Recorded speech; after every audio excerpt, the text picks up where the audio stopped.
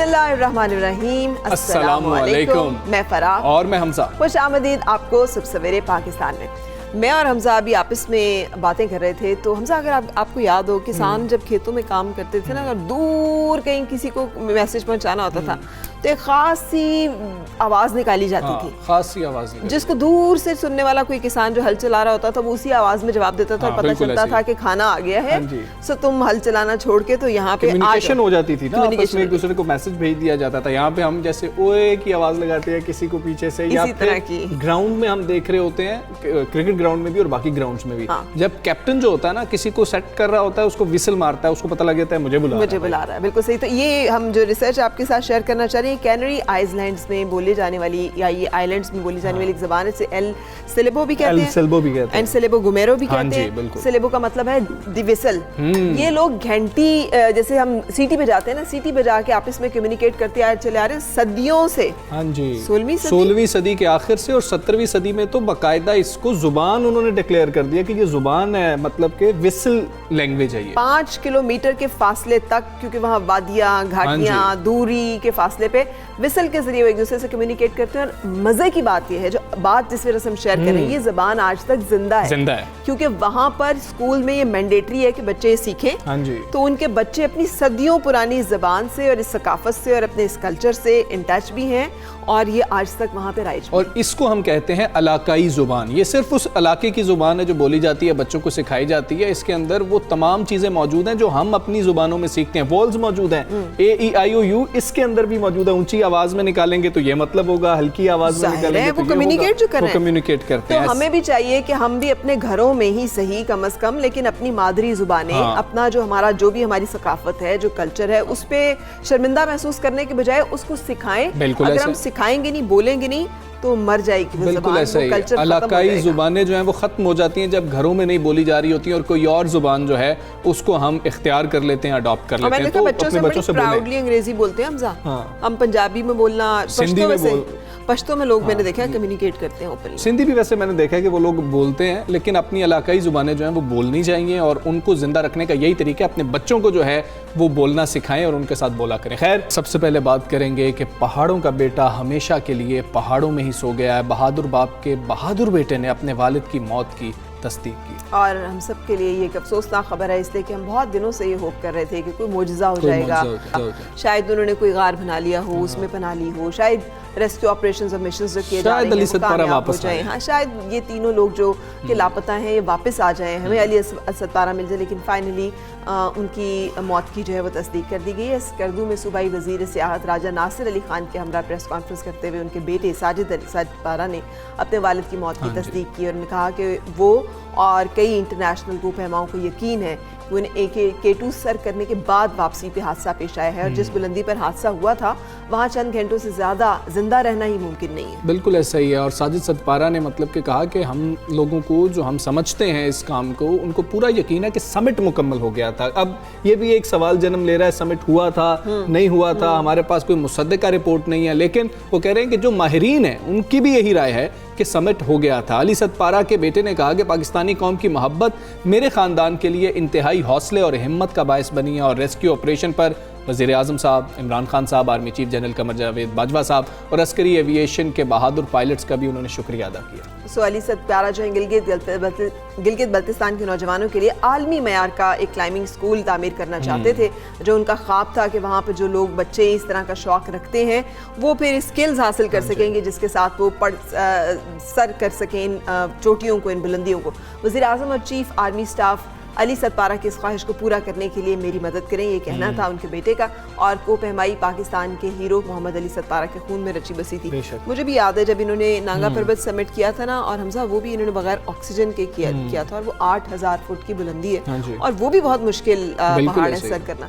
तो ये इस्लामाबाद तशरीफ लाई थे, और उस वक्त मैंने भी इनका इंटरव्यू किया था, तो ही वाज ऑल एंथुसियाज्म। इनके अंदर इतना बलबला था कुछ भी करने का और बहुत कुछ करने का। बिल्कुल ऐसा जो उन्होंने साबित किया कि उन्होंने कितनी चोटियों को सर किया। ऐसा ही है, और दुनिया की 14 बुलंद चोटियों में से 8 को सर करने का उनको ये एजाज हासिल है। गवर्नमेंट की तरफ से कुछ ऐलानात भी किए जा रहे हैं। कुछ हमने ऐसा देखा है कि जी के मुहिम जोई के दौरान हमने देखा गुलकार अली जफ़र ने भी उनको खिराज तहसीन पेश किया। तुम चले आओ पहाड़ों की कसम उन्होंने एक अपने अंदाज से गा के ये जो है उनको खराज तहसीन पेश किया है, खराज अकीदत पेश किया गया। और फरा यही मामला है कि हमें अपने जो हीरोज हैं उनको जिंदगी में भी वो एक्नॉलेजमेंट देनी चाहिए, वो कदर उनको जो है मिलनी चाहिए। थैंक यू हमजा, मैं यही कहना भी चाह रही थी और आपने बहुत अच्छा किया जो आपने इस बात को जो है वो वर्बलाइज किया, इसलिए कि मुझे वो आज भी पेन याद है जो इनके दिल में उस वक्त मौजूद थी कि जो हम होते हैं ना लोकल, जो हम को पहमा है, हमें सरपरस्ती नहीं दी जाती, हमारे पास इतने फंड्स एंड रिसोर्सेज नहीं होते, हमें वो स्पॉन्सर्स नहीं मिलते, जिसकी वजह से हम नहीं सबमिट कर सकते और बाहर के ममालिक से लोग आते हैं और एक्सपीडिशन करते हैं और वो नाम बना लेते हैं अपना। बिल्कुल ऐसे। यहाँ से मुझे याद है, आपको मालूम है कि इंडियन जिसने कि नेपाल में माउंट एवरेस्ट को सर करने का क्लेम किया था, अब वो झूठा साबित हो गया। बिल्कुल। और नेपाल की गवर्नमेंट ने उनसे वापस ले लिया है वो, और वो 3 है टोटल, जिनके तीनों से वो वापस ले लिया गया और उन पर पाबंदी भी लगा दी गई है कि आप अगले जो है चंद सालों के लिए ये समिट दोबारा से कर भी नहीं सकते हैं, आप नहीं आ सकते हैं। खैर, अब हम अपने कौमी हीरो को क्या देना चाहेंगे, हम उनके नाम कौन से अवार्ड्स करना चाहेंगे, बच्चों को किस तरीके से उनके बारे में पढ़ाया जाएगा, उनको वो स्किल सिखाए जाएंगे, ये गवर्नमेंट की जिम्मेदारी है बहुत ज्यादा। बिल्कुल, तो जो उनका ख्वाब भी था कि वहाँ पे एक इस तरह का स्कूल और इस तरह का मामला सेटअप हो। और मुझे इल्म में है कि पाकिस्तान एयरफोर्स ने, जैसे जिन इलाकों में स्कीइंग होती है ना हमजा, वहाँ पे 2 ऐसे स्कूल्स 2 मुख्तलिफ इलाकों में सेटअप किए हैं जहाँ पे लोकल बच्चों को स्कीइंग की ट्रेनिंग जो है वो दी जाती है। तो इस वक्त हम बात कर रहे हैं अली सतपारा के हवाले से और हमारे साथ मौजूद हैं गिलगित बल्तिस्तान के वज़ीर इत्तलात फतहुल्लाह खान। अस्सलाम वालेकुम सर, बहुत शुक्रिया वक्त निकालने और ज्वाइन करने के लिए। फरमाइएगा कि किन वजूहात की बुनियाद पर अली सतपारा और दीगर गैर मुल्की को पहमाओं की मौत की तस्दीक जो है वो अब की गई है, ऑपरेशंस जो है वो तमाम मुकम्मल हो गए, नई कामयाबी हो सकी? बिस्मिल्लाहिर्रहमानिर्रहीम।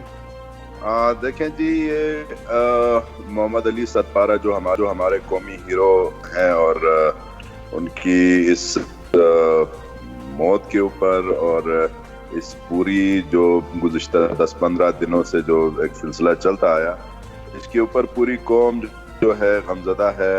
और चूंकि हमारे मुल्क में इतने बड़े एक्सपर्ट्स नहीं हैं जिनसे हम एक्सपर्टीज़ का अंदाज़ा लगा सकें, ले दे के हमारी पाक आर्मी, स्पेशली आर्मी एविएशन ने जो एफर्ट डाली है 6, 7, 8 नवंबर को, बिलखुसूस तमाम रिसोर्सेस अपने इस्तेमाल करके, तो उन्होंने उसकी तलाश कर जारी रखी। इंटरनेशनल जितने एक्सपर्ट्स हैं उनका भी ये कहना है कि -60 प्लस -60 जो वहाँ पे टेम्परेचर रहता है आजकल, तो उस टेम्परेचर में इतने दिनों तक एक इंसान का जिंदा रहना ये नामुमकिन है। बावजूद इसके बहुत ज़्यादा एफर्ट और कोशिश की गई। बहरहाल ये अल्लाह ताला को यही मंजूर था और अब हम इंशाअल्लाह ताला इनके नाम से, जिस तरह इब्रार उल साहब ने भी एक अनाउंस किया है इसके नाम से एक स्कूल जो इनका ख्वाब था, वो स्कूल इंशाअल्लाह बनाएंगे। और उसके अलावा एक शिगर में जी डिस्ट्रिक्ट शिगर है जी, उस डिस्ट्रिक्ट शिगर में एक माउंटेन स्कूल जो इस वक्त ज़ेर तामीर है, उसको भी प्रोविंशियल गवर्नमेंट ने फैसला किया है कि मोहम्मद अली सतपारा के नाम से मंसूब किया जाएगा। सर, ये भी फरमाइएगा कि मुख्तलिफ राय भी आ रही है ना ऑपरेशंस को लेकर, जैसे पाकिस्तान के मुमताज़ को पहमा नज़ीर साबिर साहब की भी एक राय सामने आई। उन्होंने कहा है कि K2 पे होने वाले ऑपरेशंस में हमने वक्त ज़ाया किया, हमें इन्फॉर्मेशन सही नहीं थी, जिसकी वजह से हम अभी ये सेलिब्रेट करने लगे हुए थे, इंतज़ार करते रहे कि वो वापस आ रहे हैं, आ जाएंगे, अब पहुँचेंगे, तब पहुँचेंगे, जिसकी वजह से हमने लेट किया। अगर हालात की उसी वक्त अंदाज़ा हो जाता तो शायद नताइज मुख्तलिफ होते। तो आप एग्री करेंगे इन तमाम ओपिनियन से?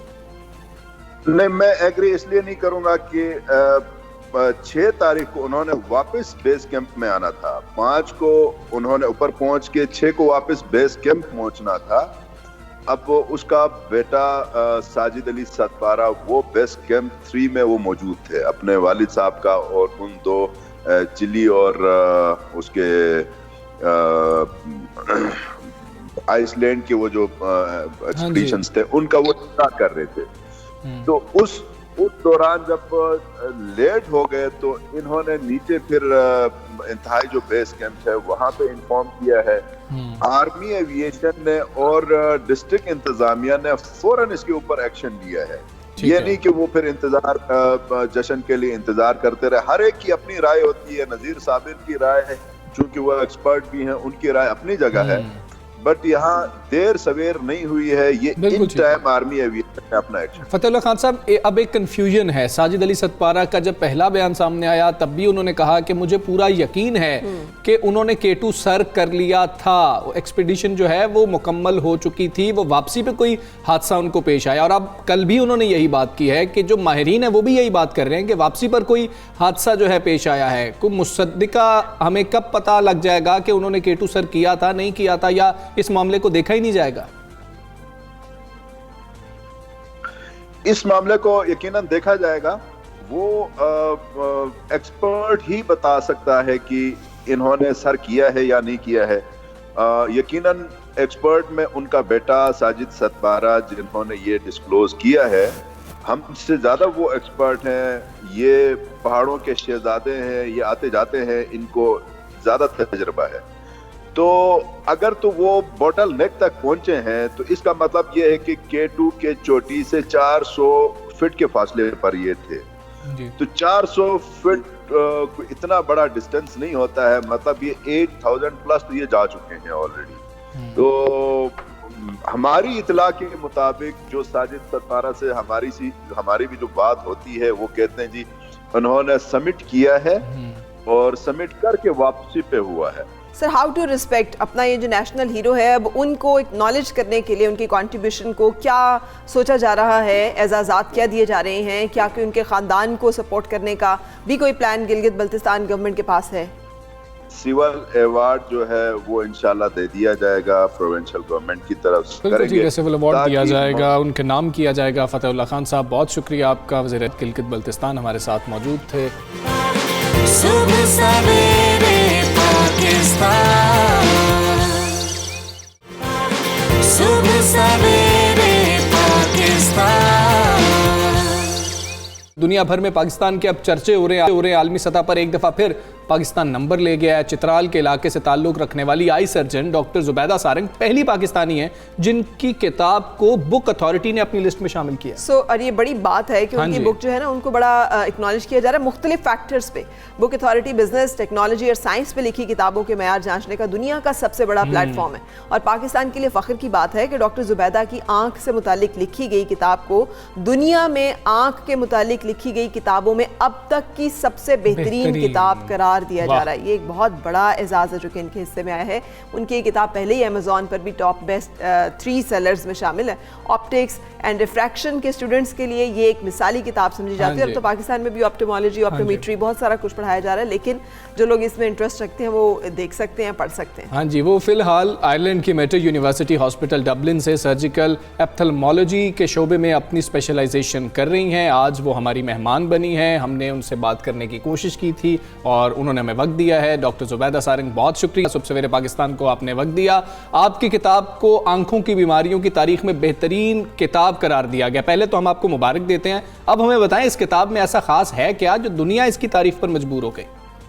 ऑप्टिक्स मेड इजी में मैंने क्लिनिकल ऑप्टिक्स का जो मज़मून है उसको थोड़ा सा आसान अल्फाज में बयान करने की कोशिश की है।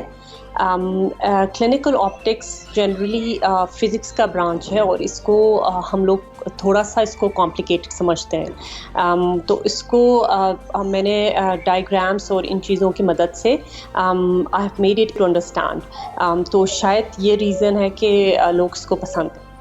बिल्कुल सही। हमने ये सुना है कि आपने अपनी किताब में ऑप्टिक्स के मौजू को लेकर तलबा के लिए नए तरीके से पेश किया, यानी मुश्किल जो टर्मिनोलॉजीज थी या कॉन्सेप्ट्स थे उसमें उसको बहुत आसानी से समझाया है, जिससे तलबा को समझने में आसानी हो रही है।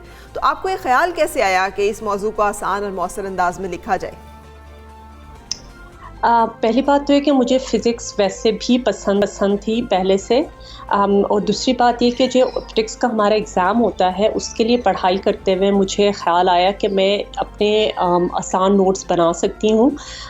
तो मैंने मुख्तलिफ़ किताबों से पढ़ के और अपना रिसर्च करके मैंने अपने लिए शुरू में अपने लिए नोट्स बनाए थे जो मैंने थोड़े आसान करके बनाए थे, और फिर उनको देख के मुझे ख्याल आया कि ये लोगों को भी पसंद आ सकती है अगर मैं उसको किताबी शक्ल में दे दूँ, और लोगों के लिए भी वो रिवीजन के लिए वो मौसर हो सकती है। इसलिए बिल्कुल ठीक है मैंने डॉक्टर जुबैदा, कहा जाता है कि गुज़श्ता कुछ अरसे में आंखों की जो बीमारियां हैं उनके लिए बड़ी ही कुछ ज़बरदस्त रिसर्च हो रही है, और जो पैदाइशी नाबीना अफराद हैं उनका भी कामयाब इलाज होना शुरू हो गया है। इसमें कितनी हकीकत है? आपकी किताब हमें क्या बताती है इस बारे में? जी बिल्कुल, रिसर्चेस बहुत चल रही हैं, और रेटिनल ट्रांसप्लांट पे भी काम हो रहा है, लेकिन उन पे अभी ट्रायल्स ही चल रहे हैं जो कि कामयाब चल रहे हैं। अभी उन पे हम कोई हतमी राय अपनी नहीं दे सकते। बिल्कुल सही, लेकिन हमें ये बताइएगा कि इस वक्त कौन से मसाइल ऐसे हैं आंखों के जो आप समझती हैं कि सबसे ज़्यादा आम हैं या कॉमन हैं? क्योंकि कहा जा रहा है कि कोरोना या कोविड-19 के दौरान मास्क जो लोग पहनते हैं और साथ ऐनक भी पहनते हैं, तो ऐनक में नमी आ जाती है, जिसकी वजह से लेंस लोग ज़्यादा इस्तेमाल कर रहे हैं और उस लेंस के इस्तेमाल की वजह से आंखों की इन्फेक्शन बढ़ी है। आप एग्री करती? इन दिनों जो मैं देख रही हूँ, हो सकता है आंखों का इन्फेक्शन भी बढ़ गया हो। मैंने केराटाइटिस का तो मैंने कॉर्नियल अल्सर या ऐसा कोई केस अभी तक देखा नहीं है, लेकिन मुमकिन है कि लेंस के इस्तेमाल से ये बढ़ भी गया हो, क्योंकि लेंस का अगर हम सही इस्तेमाल नहीं करेंगे तो इस तरह के इन्फेक्शंस हो सकते हैं जिसको हम केराटाइटिस कहते हैं। जो मैं देख रही हूँ आजकल के दौर में ज़्यादातर बीमारियां ड्राई आइज से रिलेटेड है, जो स्क्रीन का ज़्यादा यूज़ करने से होती है, और उसके अलावा बच्चों में मायोपिया जो माइनस का नंबर है वो ज़्यादातर हो रहा है because of the increased use of screen. उसके अलावा डायबिटिक रेटिनोपैथी बहुत ज़्यादा हो गई है, बिकॉज जो हमारे डायबिटिक पॉपुलेशन है वो बर वक्त अपना इलाज नहीं कराते।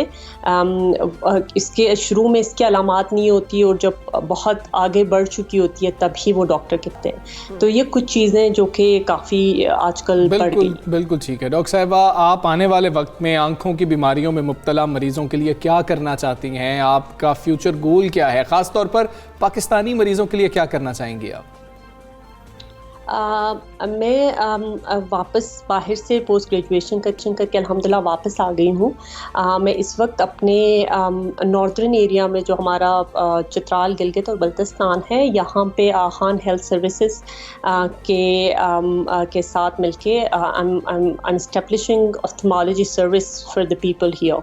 तो हम उस पे काम कर रहे हैं, और इंशाल्लाह लोगों को फिर जब ये एक सहूलत यहाँ पे मुयस्सर आएगी तो वो फिर उनको ट्रैवल करना और ये इन चीज़ों से फिर वो बच जाएंगे, और उनको अपने डोर पे इंशाल्लाह ये चीज़ें मिल जाएंगी। जी ठीक है। आपका ताल्लुक चित्राल से है और आप इन इलाकों के लिए फलाही काम भी कर रही हैं। इस पर ज़रा रोशनी डालें कि वहाँ ऐसे कौन से मसाइल हैं जिन पर आप काम कर रही हैं और आपको लगता है कि मज़ीद काम वहाँ पर होना चाहिए? कौन से ऐसे बुनियादी मसाइल हैं?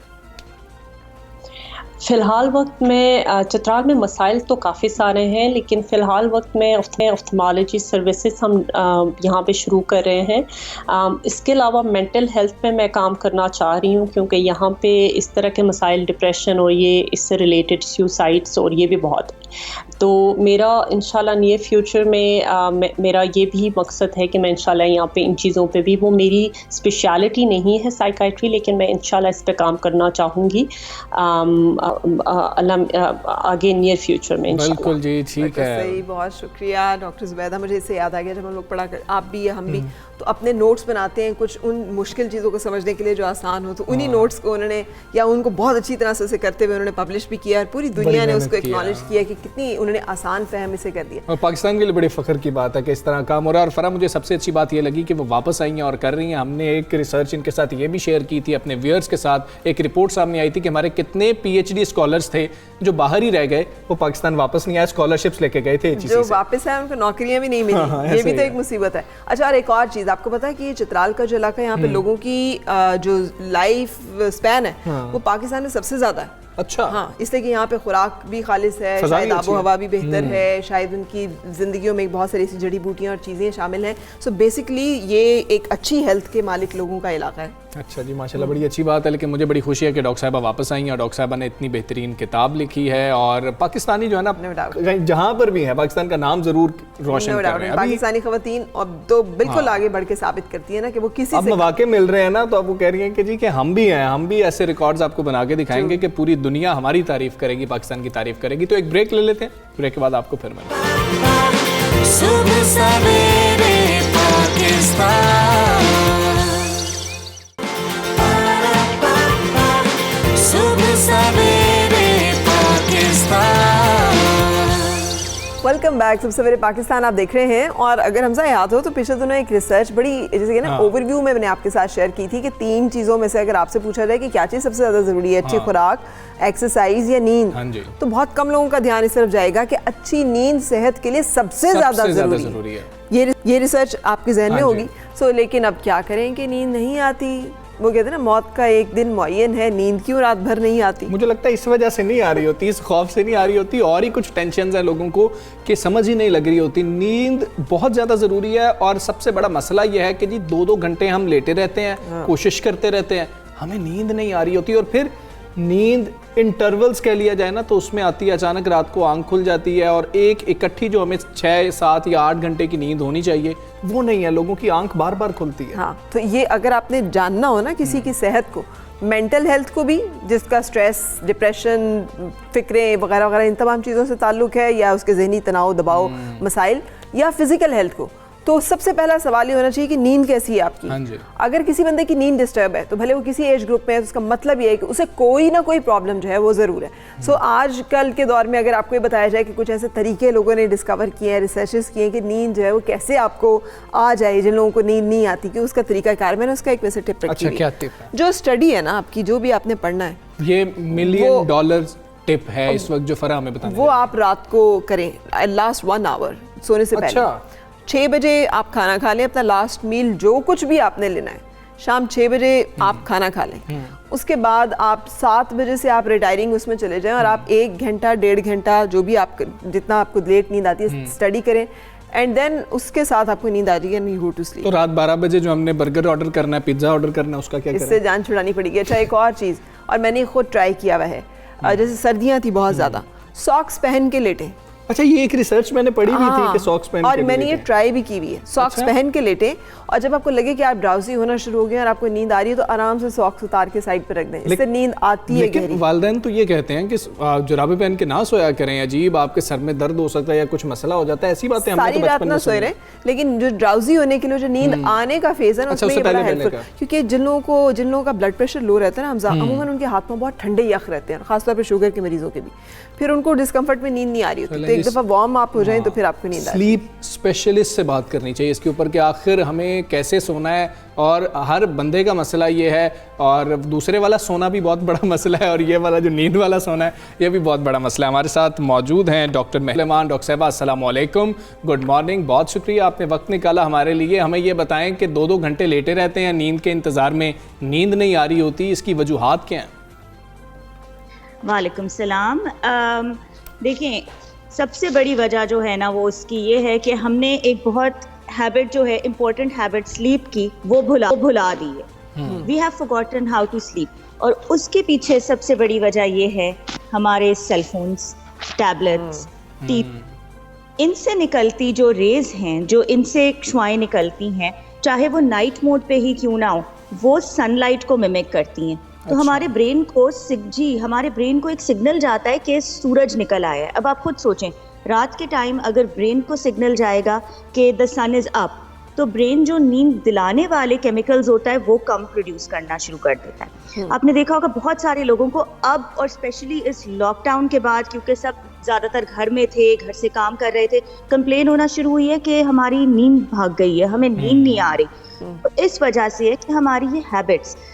उसके बाद दूसरी चीज़ ये है कि हमने अपने बेड को यूज़ करना शुरू किया है टीवी देखने के लिए, वहाँ पे बैठ के खाना खा रहे हैं, काम कर रहे हैं। तो ओवर टाइम हमने अपने ब्रेन को ये भी चीज़ भुला दी है कि बेड एक ऐसी जगह है जहाँ पे नींद आती है। अब हम बेड पे बैठ के लैपटॉप पे काम करेंगे तो बेड को तो लगेगा ये ऑफिस की जगह है, यहाँ पे तो मुझे आइडियाज़ आने चाहिए, यहाँ पे तो मैंने सोचना है, टीवी देखना है। अच्छा, ये सारी इन सारी चीज़ों के ऊपर जो है ना, इन सारी चीज़ों को हम कहते हैं स्लीप हाइजीन का पार्ट। जिस तरह हाइजीन होती है उस तरह से इसको कहा जाता है स्लीप हाइजीन। तो हमें जो है उन आदतों को चेंज करना है, और उन आदतों को अगर हम चेंज करेंगे विच मीन्स स्टार्ट करते हैं cell phones, no cell phones in bed, TV bed में ना देखें, कुर्सी रख लें, कुर्सी पे बैठ के देखें, बेड में बैठ के काम नहीं कीजिए, अपने लैपटॉप्स यूज़ नहीं कीजिए। सारी चीज़ें हम जब प्रैक्टिस करेंगे तो आहिस्ता आहिस्ता करके नींद वापस आ जाएगी। जी ठीक है। डॉक्टर महरीन, हमें ये भी बताएं कि हमें नींद आ गई, हम सो गए, लेकिन रात में हमारी आंख कोई 16, 20, 25, 30 दफ़ा जो है खुली, जिससे जो है हम एक अच्छी नींद नहीं ले सके। इसकी बड़ी वजह क्या है? डॉक्टर्स के पास अगर आप जाएं तो डॉक्टर कहते हैं आपको कोई स्ट्रेस होगा, लेकिन इंसान को पता ही नहीं लग रहा होता भाई मुझे ऐसा कौन सा स्ट्रेस है। सो तो मैं 10 मिनट में गया था, लेकिन रात में इतनी दफ़ा आंख खुली कि मेरी नींद पूरी नहीं हो सकी। बिल्कुल, आपका that's a very valid question. So इसमें ना देखें, स्लीप डिसऑर्डर्स हम कहते हैं उसको, उसमें 2-3 तरह की जो हैं वो कॉमन डिसऑर्डर्स हैं। उनमें से एक जो है जिसको हम इंसोम्निया कहते हैं, नींद ना आना, वो 2 तरह के होते हैं। एक होता है कि आप, कुछ लोग कहते हैं हम बिस्तर में लेटते हैं और 2-2 घंटे लग जाते हैं, हमें नींद नहीं आती, that's one type of insomnia. एक तरह का इंसोम्निया ऐसा होता है जिसमें लोग कहते हैं हमारी बार बार आंख खुल रही है रात के टाइम, 2 से 3 दफ़ा आंख खुले दैट्स नॉर्मल, 1 से 2 दफ़ा खुले दैट्स फाइन। लेकिन अगर 4 से 5 वो हो रहा है या 6 से 8 टाइम्स हो रहा है, उसको हम इंसोम्निया के अंडर जो है वो पार्क करते हैं कि उसका मतलब होता है कि नींद टूट रही है, नींद खुल रही है। और उस केस में it is important to get yourself checked from a doctor. ज़रूर एक डॉक्टर के पास जाएं। हो सकता है कि हिस्ट्री के दौरान वो कुछ ऐसी चीज़ें पता कर ले कि कोई और अंडरलाइंग कंडीशंस हैं जिनकी वजह से जो है वो नींद नहीं आ रही या बार बार आंख खुल रही है। कई दफ़ा नींद में ऐसे होता है कि लोग कहते हैं हम फ़ौरन सो जाते हैं, लेकिन खराटे बहुत आते हैं। तो हमारी सोसाइटी में अनफॉर्चुनेटली खराटों को बहुत नॉर्मलाइज कर दिया गया है, हालांकि that's the case. Kharate is an indication, वो पॉइंट आउट कर रहा है कि शायद एक अंडरलाइंग कोई स्लीप डिसऑर्डर है। कई दफ़ा नींद में सोते सोते हमारे ब्रेन को ऑक्सीजन नहीं मिल रही होती, जिसकी वजह से बहुत सारे लोग ये भी कंप्लेन करते हैं कि हम खाते तो इतना है नहीं, लेकिन वज़न बहुत बढ़ रहा है। तो वो समझ नहीं आती क्यों है। उसको जब हम ट्रेस करते हैं, उसकी भी वजह एक स्लीप डिसऑर्डर निकलती है। ठीक। तो it's important to get yourself check. अगर नींद पूरी नहीं हो रही तो आपको ओबेसिटी या वजन बढ़ने जैसे मसाइल भी हो सकते हैं। और क्या ऐसे मसाइल हैं जो नींद की कमी के साथ लिंक्ड हैं? और बच्चों के लिए क्या गाइडलाइंस हैं? हम उन्हें लाइट भी बंद कर दें, टीवी भी बंद कर दें, वो नहीं सोते, वो कहते हैं नींद नहीं आ रही। और साथ नींद की गोलियों वाला एक कॉन्सेप्ट है, वो भी बता दीजिएगा। आई एम सो ग्लैड आप लोगों ने ये वाली चीज़ पॉइंट की है। अच्छा, फर्स्टली हम टैकल करेंगे वेट इशू को। आप बिलीव करें, जो वेट गेन है और वेट लॉस है, it's actually linked to sleep. हमारी बॉडी कुछ ऐसे हार्मोन्स है जो सिक्रीट करती है जब हमें प्रॉपर नींद आती है। और जब हमारी नींद सही नहीं होती, नींद 2 तरह की होती है। एक होता है कि कितने घंटे सोए, और एक होता है क्वालिटी कैसी थी, मुझे बहुत रिफ्रेशिंग स्लीप आई, मैं सुबह उठ के बहुत फ्रेश फील किया था, that's another type of sleep. अगर हमें प्रॉपर स्लीप मिलती है तो weight loss becomes very easy, क्योंकि आपकी बॉडी की जो केमिस्ट्री है ना, वो इन सिंक होती है जो हम खा रहे हैं। अगर हमें नींद सही नहीं मिलती तो इंसुलिन प्रोडक्शन जो है वो इफेक्ट होती है, हमारे जो हार्मोन्स भूख लगने के लिए सिग्नल देते हैं वो बढ़ जाते हैं। अब आप सोचें कि आपने नींद पूरी नहीं की तो आपको भूख लगने के हार्मोन्स बढ़ गए, automatically you start craving sugary foods, starchy foods, pizza रात को खाने का दिल चाहेगा, चॉकलेट्स खाने को दिल चाहेगा, और वो फिर बर्न ऑफ करना बहुत मुश्किल हो जाता है। दूसरी चीज़, स्लीपिंग पिल्स जो एक नाम दिया जाता है, ये एक मिसनोमर है। हम एज स्पेशलिस्ट हम बिल्कुल भी इसको सपोर्ट नहीं करते, रेकमेंड नहीं करते। ये एक तो ये कि ये स्लीपिंग पिल्स होती नहीं हैं, ये एनेस्थीसिया कॉज करती हैं, ये कभी भी आपको डीप स्लीप नहीं जाने देंगी। हमेशा आपने देखा जो लोग इनका इस्तेमाल भी करते हैं वो सुबह उठ के कहते हैं हमें 2 से 4 घंटे लगते हैं थोड़ा सा फ्रेश फील करने में, कॉफी पीनी पड़ती। इट्स बिकॉज वो नींद आने की दवाइयाँ नहीं है, वो सिर्फ आपको एक ड्राउजी कर देती हैं, so it becomes easy so सके, लेकिन वो कभी भी डीप स्लीप या ऐसी स्लीप जिसमें हमारी बॉडी, इसलिए स्लीपिंग पिल्स यानी कि नींद की गोलियां नहीं लेनी चाहिए, डॉक्टर से रिकमेंड भी नहीं लेने चाहिए, नहीं कर रहे होते। डॉक्टर महरीन, बहुत शुक्रिया आपका, सुबह सवेरे पाकिस्तान का हिस्सा, और हम कैसे अच्छी नींद ले सकते हैं हमें आप ये बता दें। सुबह सवेरे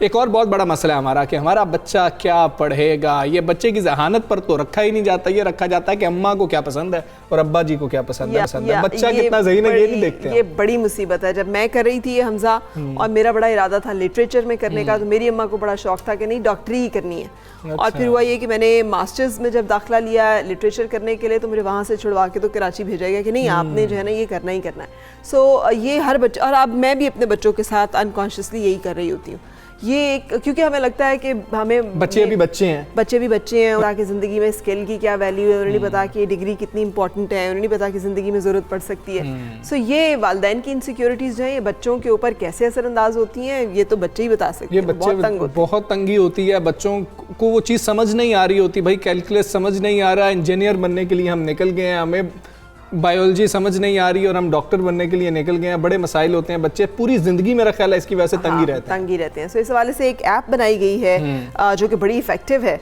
और हम उसी के हवाले से आपसे बातचीत करेंगे ताकि आपको बता सकें कि ये ऐप कैसे काम करती है। जुनैरा साकिब ने ये ऐप जो है ये बनाई है। आई होप कि मुझे लगता है वो भी इसी प्रोसेस से गुजरी होंगी। सो उनसे बात करते हैं। अस्सलाम वालेकुम Junaira, thank you very much for joining us. फरमाइएगा कि ये जो ऐप आपने बनाई है मेरा फ्यूचर ऐप, ये कैसे ख्याल आया और ये कैसे काम करती है? स्टूडेंट्स को जो करियर गाइडलाइंस देती है कैसे देती है, किस बेस पे देती है? जी वालेकुम अस्सलाम, thank you for inviting me here. जी बिल्कुल, ये ऐप है और एक वेबसाइट है, बुनियादी तौर पे एप्टीट्यूड टेस्टिंग से रिलेटेड है। जैसे आपने कहा कि बच्चे हमारे मुल्क में बहुत स्ट्रगल करते हैं कि वो कौन सी डिग्री करें, पेरेंट्स कुछ और चाहते हैं, वो कुछ और चाहते हैं, और बहुत कन्फ्यूजन एक अमूमी तौर पे जो है वो दोनों साइड पे रहती है। तो एप्टीट्यूड टेस्टिंग बुनियादी तौर पे करती है कि बच्चों को और उनके पेरेंट्स दोनों को मदद करती है उनको समझने में कि वो बच्चों का जो एक नेचुरल इंस्टिंक्ट है और एक जो उनकी पर्सनैलिटी है और इंटरेस्ट है वो किस साइड के ऊपर है। तो मेरा फ्यूचर जो है वो इसमें ये होता है कि एक बच्चा जब आता है उसके ऊपर तो वो एक टेस्ट देता है, उस टेस्ट के बाद उसको ना सिर्फ उसकी पर्सनैलिटी, इंटरेस्ट और सब्जेक्ट एरियाज का पता चलता है, बल्कि हमने इसमें आर्टिफिशियल इंटेलिजेंस को यूज़ करके किया ये है कि बच्चे को फिर हम सूटेबल डिग्री से भी मैच करते हैं जो कि उसके एप्टीट्यूड के साथ सूटेबल हैं, जो कि उसके साथ मैच करते हैं। बिल्कुल ठीक है। जुनैरा, हमें ये भी बताएं कि कितने अभी तक बच्चे जो हैं इस ऐप को इस्तेमाल कर चुके हैं, इसको कैसे इस्तेमाल किया जा सकता है, क्या कोई इसके लिए ये पेड ऐप है, फ्री है, किस तरीके से इस्तेमाल करना है? जी हमने इसको लॉन्च किया था जून 2020 में, तो हमें 7-8 महीने हुए हैं इसको लॉन्च किए थे। तो इन 7-8 महीने में 10,000 से ज़्यादा बच्चे जो हैं वो हमारी वेबसाइट पर रजिस्टर्ड हो चुके हैं, इसका इस्तेमाल कर चुके हैं। और हमने क्योंकि पाकिस्तान में बच्चे डिफरेंट एजुकेशनल बैकग्राउंड से आते हैं, तो हमने किया ये है कि टेस्ट जो है वो इंग्लिश और उर्दू दोनों में रखा है, ताकि हम किसी बिल्कुल एक साइड को हम सर्व ना करें और दूसरी साइड जो है वो महरूम रह जाए इस चीज़ से। तो ये पेड है, लेकिन कोशिश हमारी ये है, विजन हमारा ये है कि कैरियर काउंसलिंग और एप्टीट्यूड टेस्टिंग जो है वो पाकिस्तान में हर बच्चे की पहुंच में हो। तो ये महंगी ऐप नहीं है, कोई इसके कोई पैसे बहुत ज़्यादा नहीं है, और मेरा ख्याल है कि जब आप एक अपना फ्यूचर कैरियर डिसाइड कर रहे हो तो थोड़ी सी इन्वेस्टमेंट करना जो है वो इट्स अ फिजिबल थिंग। ठीक है जुनैरा, अब हमें ये बताएं कि ऑथेंटिसिटी क्या है इसकी। पेरेंट्स कहेंगे हमारा तो पूरी ज़िंदगी का एक्सपीरियंस है, हम अपने एक्सपीरियंस से आपको बता रहे हैं, तुम ये 50-60 सवाल दे के 100 सवाल करके बता रहे हो, अब इसकी ऑथेंटिसिटी क्या है? उन्होंने कह दिया कि जी कि आप मीडिया स्टडीज़ में चले जाएं, आगे जाके पता लगा भाई इसमें तो मुझे फ़ायदा ही नहीं हो रहा, मुझे समझ नहीं आ रही। बच्चे के पेरेंट्स कैसे मानेंगे कि ये ऑथेंटिक है? अच्छा, इसमें हमने किया ये है कि हमने कोशिश की है कि हम ऑब्जेक्टिव काउंसलिंग दें, चाहे बच्चे के पेरेंट्स हों या बच्चे के टीचर्स हों या मैं हूँ, हम सबकी जो है वो काउंसलिंग सब्जेक्टिव होती है। हम सबका जो विजन है वो लिमिटेड होता है, ज़िंदगी में हमने जो चीज़ें की हैं उसी के हिसाब से हम जो है बच्चे को गाइड करते हैं। तो हमने अपना जो आर्टिफिशियल इंटेलिजेंस का मॉडल बिल्ड किया है वो इस तरह से बिल्ड किया है कि जो बच्चे पहले से डिग्रीज में मौजूद हैं, उनकी डिग्रीज खत्म होने वाली हैं, वो डिग्रीज में अच्छा परफॉर्म कर रहे हैं, उनकी मदद से, उन केसेस की मदद से हमने अपना AI मॉडल बिल्ड किया। तो जब एक बच्चा टेस्ट देता है आके, जो 16-17 साल का 18 साल का बच्चा होता है FSC का या A लेवल्स का, उसके रिजल्ट्स को हमारा AI मॉडल उन बच्चों के साथ मैच करता है जो पहले ही उन डिग्रीज के अंदर सक्सेसफुल हैं। यानी आप ये समझिए कि एक प्रोफाइल मैचिंग इसकी होती है। तो ये बिल्कुल ऑब्जेक्टिव होती है। और दूसरी मैं आपको ये भी बात बताऊँ कि पेरेंट्स यकीनन अपने बच्चे को बेहतर समझते हैं, तो जब हमारे टेस्ट के रिजल्ट्स उनके सामने आते हैं तो ऐसा नहीं है कि हम कोई ऐसी पेशेंट गोई कर देते हैं जो बिल्कुल ही ये है गुमान में नहीं थी। अमूमी तौर पे बड़ी हद तक एक्यूरेट होती है। पेरेंट्स कंफर्म करते हैं कि हाँ, ये बड़ी हद तक आपके मॉडल में जो बात बताई है कि जी हमारा बच्चा सोशल साइंसेज में इंटरेस्टेड है, तो वो उसकी एप्टीट्यूड इसी तरह का हमें लगता था। तो ये कोई हम ये नहीं कहते कि हम नजूमी हैं, ये कोई रैप की पेशेंट कोई हमने कर दी है। Mostly we are basically confirming जो कि पेरेंट्स या टीचर्स या बहन भाई जो भी जिनको भी वो एज अ काउंसलर देखते हैं वो उस बच्चे के बारे में जानते हैं। बिल्कुल सही, बिल्कुल सही, बहुत शुक्रिया ज़िनर, आप हमारे साथ रही, गाइड कर रही थी। मेरा फ्यूचर बहुत अच्छा है अगर किसी इंसान को पता चल जाए। मुझे इससे याद आ रहा हमसा कि हमारे ना प्रीवियस ऑर्गेनाइजेशन में एक ड्राइवर थे और उनका एक बच्चा जो कि यहाँ से पढ़ा और फिर उसको स्कॉलरशिप मिला जर्मनी में, और उसने एरोनॉटिकल इंजीनियर में वहाँ पे fully funded scholarship. So parents जो हैं वो मेहनत कर सकते हैं, लेकिन हमारे यहाँ डिग्री बराए रोजगार का बड़ा कॉन्सेप्ट है ना। हमें तालीम बराए रोजगार चाहिए होती है, वालिदैन को चाहिए होता है बेटे हैं तो कमाएं जल्दी से, बेटियां हैं तो वो फिर ऐसी एजुकेशन ले जिसमें सिक्योर फ्यूचर उनका हो। बिल्कुल ऐसे ही है फरा, ये बड़े मसाइल हैं। और जिस तरह से आप बात कर रही थी कि आप भी अपने बच्चों के बारे में वही सोच रही हैं कि अभी मेरे बच्चे शायद इतने मैच्योर नहीं हैं कि वो अपने लिए कोई फैसला कर सकें, तो आप ही देखती हैं कि क्या हुआ क्या नहीं हुआ, उन पर थोपने की कोशिश की जाती है। फैमिलीज़ को और पेरेंट्स को इस चीज़ का बड़ा ख्याल रखना चाहिए। अक्सर हमारे बच्चे जो फैमिलीज़ के सामने होते हैं वो असल में वो होते भी नहीं हैं। हाँ। वो फैमिलीज़ के सामने आके जो अपने आप को कर रहे होते हैं कि जी मैं तो ऐसा हूँ, ऐसे होते नहीं है। वो अपने फ्रेंड्स के सामने ज़्यादा साफ सुथरे क्लियर होते हैं कि यार ये तो ऐसा इसका इंटरेस्ट यही हुआ सारी जिंदगी मैंने जो पढ़ा वो सारी डिग्रियां आज तक सिवाय एक दराज में पढ़े होने के उनका कोई काम नहीं है। लेकिन सारी जिंदगी मैंने जो काम खुशी से शौक से किया, डिबेटिंग एंड सब कुछ, आज जो भी करियर है वो है वो उसी के साथ जुड़ा है। जो कुछ आप दिल से करते हैं, जो आप एक्चुअली करना चाहते हैं, उसी में आपके लिए जो है वो शायद बेहतरी भी होती है और उसी को अपनी एजुकेशन के साथ लिंक रखना चाहिए। उसमें आप बहुत ज़्यादा कंफर्टेबल होते हैं। तो पेरेंट्स के लिए बहुत ज़्यादा ज़रूरी है बच्चा पैदा होते ही फैसला ना कर लेंगे बेटी हुई है तो डॉक्टर बनेगी, बेटा हुआ है तो इंजीनियर बनेगा। आप बच्चे को देखते रहें और फिर फैसला उस पर ही रहने दें, उसको गाइड ज़रूर कीजिए कि तुम्हें ये कर लेना चाहिए। हमारा ये एक्सपीरियंस है, लेकिन जो आपका एक्सपीरियंस था वो 10-15 साल पहले का शायद एक्सपीरियंस था। आगे नई फील्ड्स आ रही होती हैं और दुनिया बदल रही होती है। आप ये करेंगे ये सब कुछ, ये जो आप नसीहत बैठ के यहाँ पे कर रहे हैं, ये मुश्किल होता है जब आप अपने बच्चे के साथ डील कर रहे हैं। आपकी बात सुनकर मुझे लग रहा है कि शायद सारे हम ऐसे ही करेंगे, वेरी इनसिक्योर कि कुछ ऐसा गलत ना कर लें कि जिससे कल को इनको परेशानी। अच्छा, अपनी तरफ से वो अच्छा फैसला करते हैं। हम ये तासुर नहीं दे रहे कि पेरेंट्स अपनी तरफ से अच्छा, पेरेंट्स तो अच्छा फैसला ही कर रहे होते हैं, लेकिन शायद वो बच्चे के लिए ठीक नहीं हो रहा होता, बच्चा उससे कंपैटिबल नहीं होता। बिल्कुल सही। सो ये वाइज इसमें डिसीजन होना चाहिए जो कि दोनों के लिए बेहतर हो। हम एक ब्रेक के लिए रुक रहे हैं और ब्रेक के बाद फिर कंटिन्यू करेंगे। सुबह सवेरे पाकिस्तान, सुबह सवेरे पाकिस्तान। वेलकम बैक टू सुबह सवेरे पाकिस्तान। कराची में एक बहुत बड़ा मसला जो है सामने आता रहा सिक्योरिटी गार्ड्स के हवाले से। कुछ सिक्योरिटी गार्ड्स जो थे वो बैंक को रातों रात सफाया करके बैंक का निकल जाते थे, और कुछ सिक्योरिटी गार्ड्स ऐसे होते थे जिनसे गन ही नहीं चलती थी, कोई मसला आ जाता था। अरे हमजा, ये शहर जो है ना स्ट्रीट क्राइम्स के हवाले से हमेशा बड़ा शहर है और उसके बड़े मसाइल हैं। तो स्ट्रीट क्राइम्स उसके बड़े मसलों में से एक मसला रहा है। ये आपको याद हो पिछले दिनों हमने वो एक ये भी किया था कि मुख्तलिफ फूड आउटलेट्स के भेस अपनाए हुए वो जो डिलीवरी बॉयज हैं उनका रूप अपनाए हुए भी लोग जो हैं वो इस तरह की वारदातें करते हैं। तो यहाँ पे जो क्रिमिनल्स हैं वो बड़े इनोवेटिव हैं, वो कोई ना कोई नया रूप भेस धार लेते हैं और उसके साथ ही मसला जो है दोबारा हमें नजर आता है। इस वक्त जिसकी हम बात कर रहे हैं वो कराची में सिक्योरिटी गार्ड्स की, जैसे हमजा ने आपको बताया है कि मुख्तलिफ वारदातों में मुलविस है और उसके लिए खुसूसी वेरिफिकेशन सेल कायम कर दिया गया है। सिक्योरिटी गार्ड्स की वेरिफिकेशन से मुतालिक खुसूसी cell all Pakistan security agencies association के दफ्तर में कायम किया गया है और वेरिफिकेशन सेल में नए भर्ती होने वाले सिक्योरिटी गार्ड्स का क्रिमिनल रिकॉर्ड चेक करने के साथ साथ नादरा वेरिफिकेशन भी की जाएगी। हाँ जी, बहुत अच्छा एक जो है इकदाम है। बहुत ज़्यादा ज़रूरी है कि उनका रिकॉर्ड तो मौजूद हो, उनकी वेरिफिकेशन तो हो, और सिक्योरिटी गार्ड्स की भर्ती के लिए दस्तावेजात की जांच पड़ताल और क्रिमिनल रिकॉर्ड चेक करने के बाद ये सर्टिफिकेट जारी किया जाएगा। और कराची पुलिस चीफ गुलाम नबी मेमन का इस हवाले से कहना है कि सेल का कंप्यूटराइज सिस्टम नादरा और CRO से मुंसलिक कर दिया गया है। बिल्कुल सही। इस हवाले से हम बातचीत करेंगे। हमारे साथ मौजूद है सीनियर फ़हीम सदीकी साहब, उनसे जानेंगे कि उनकी क्या ओपिनियन है इस बारे में। अस्सलाम वालेकुम फ़हीम सदीकी साहब, फरमाइएगा कि ये जो सेल बनाया गया है ये कितना इम्पोर्टेंट है, कैसे काम करेगा और इससे जराइम पे काबू पाने में क्या मदद मिलेगी?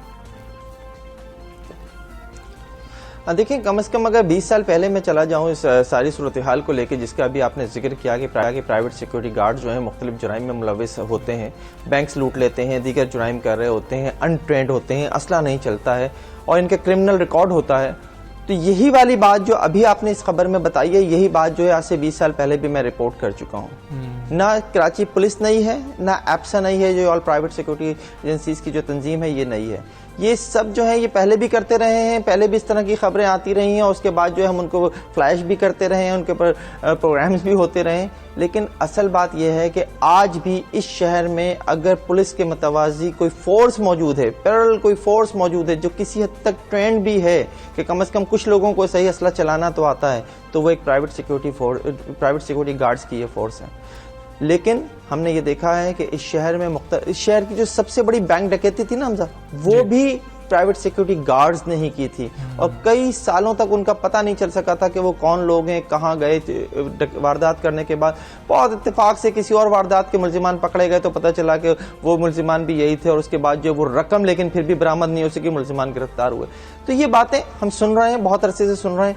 इस दफ़ा फिर इन्होंने ये कर लिया, देख लेते हैं इसके नताइज क्या आते हैं। लेकिन ये बात बहुत इंपॉर्टेंट है कि इस मुतवाज़ी फोर्स से मुताल्लिक एक एक रिकॉर्ड जो है ना वो इदारों के पास होना चाहिए, एप्सा के पास भी होना चाहिए और साथ साथ पुलिस और दीगर जो डिपार्टमेंट्स हैं उनके पास भी होना चाहिए। लेकिन ऐसा होता नहीं है। उसकी वजह क्या है? उसकी वजह डेफिनेटली यही है कि जो प्राइवेट सिक्योरिटी एजेंसीज हैं इनके मालिकान बहुत ताकतवर मालिकान हैं।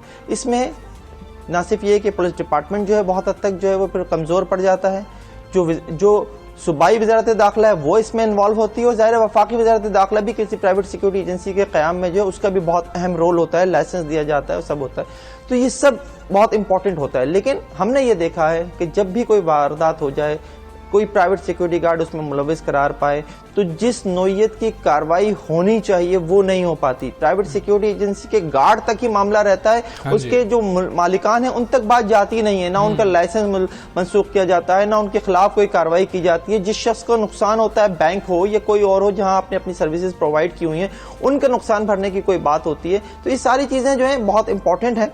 अब जो ये इन्होंने सेल बनाया है, इस सेल को हम तो ज़ाहिर है खुशाइन कहेंगे, हम इस शहर में रहते हैं, हम तो चाहेंगे कि इस नौयत की चीज़ें हों, इस शहर के लोगों को जो है वो सुकून मिले, क्राइम से बचें वो।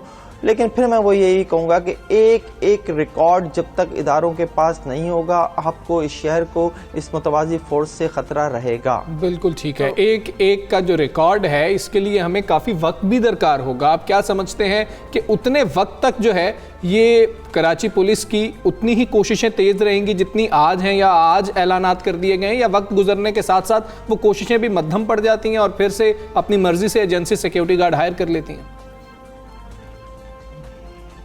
हमजा, आपने बहुत अच्छी बात की, लेकिन अगर मैं ये देखूँ ना कि इस फोर्स की तादाद क्या है, तो मुझे एग्जैक्ट फिगर तो इस वक्त याद नहीं है, लेकिन जहाँ तक मुझे थोड़ा सा याद है 20-22 हज़ार की एक तकरीबन ये फोर्स बनती है, जो मुख्तलिफ प्राइवेट सिक्योरिटी एजेंसीज के जो गार्ड्स हैं उनकी फोर्स की मैं बात कर रहा हूँ, ये बनती है। और कराची पुलिस की तादाद कोई 33-35 हज़ार वो बनती है। तो ये इस तरह की एक मुतवाज़ी फोर्स है, मैं इसलिए इसे कहता हूँ मुतवाज़ी फोर्स। तो जब आप इनको जो है इनके क्रिमिनल रिकॉर्ड चेक करने जाएंगे तो जाहिर है उसमें ताख़ीर होगी, फ़ौरन एक दिन में तो नहीं हो जाएगा। फिर आपने इसमें यह भी कहा, और मैं पुलिस की बात कर रहा हूँ, आपने ये भी कहा है जनाब कि जो नए आएंगे उनका क्रिमिनल रिकॉर्ड चेक किया जाएगा। भाई जो पुराने हैं उनका क्रिमिनल रिकॉर्ड भी तो आप दोबारा से चेक कर लीजिए। कई सालों से मुख्तलिफ एजेंसीज में काम कर रहे हैं, सिक्योरिटी एजेंसी में काम कर रहे हैं, एक एजेंसी छोड़ते हैं दूसरी में चले जाते हैं, दूसरी छोड़ते हैं तीसरी में चले जाते हैं, साथ में एक लेटर ले जाते हैं कि जनाब मैं तो फला जगह पे सर्व करके आया हूँ।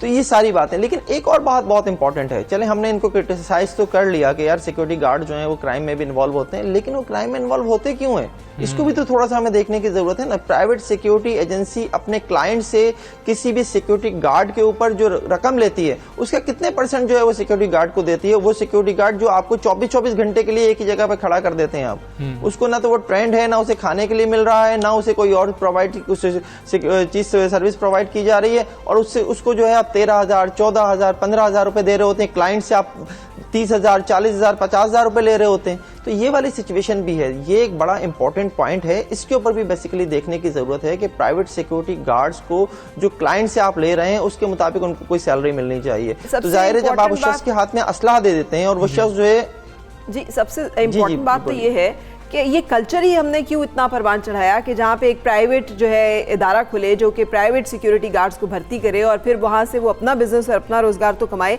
लेकिन ना तो वो उसका पास ऑन करे मुनासिब माकूल मुआवजा आगे, और ना ये बेसिक जिम्मेदारी तो रियासत की है। तो रियासत अगर रेगुलेट भी नहीं कर सकती, इनको रजिस्टर्ड भी नहीं कर सकती और रिकॉर्ड भी नहीं मेंटेन कर सकती और ख़ुद भी सिक्योरिटी नहीं फराहम कर सकती, तो फिर मुझे कोई आप होपफुल नहीं लग रहे इस निज़ाम से भी जो कि अभी बनाया गया। तो क्या सजेशन है आपके पास कि कैसे लॉ एंड ऑर्डर की सिचुएशन जो है उसे बेहतर किया जा सकता है? देखिए, बहुत इंपॉर्टेंट बात आपने कही है। सिक्योरिटी देना रियासत की जिम्मेदारी है, लेकिन यहाँ पर सेफ्टी और सिक्योरिटी के नाम पे जो किया जाता है वो आपको भी पता है, मुझे भी पता है। ये लोग जो सिक्योरिटी एजेंसीज हैं, ये सिक्योरिटी एजेंसीज जिन लोगों को हायर करती हैं, उन लोगों के ऊपर अगर हम ये तवक्को कर लें कि वो आपको 100% सिक्योरिटी देंगे तो ये पॉसिबल नहीं है। यानी अब जो सिचुएशन है जिसमें जो है ना ये सब करने की जरूरत पेश आई है कि इन्होंने पूरा सिस्टम लगाया है, इसका मतलब ये है कि खुद भी डाउटफुल तो है ना, और जाहिर रिकॉर्ड भी बताता है हमें कि प्राइवेट सिक्योरिटी गार्ड जो मुख्तलिफ क्राइम्स में मुलविस पाए गए।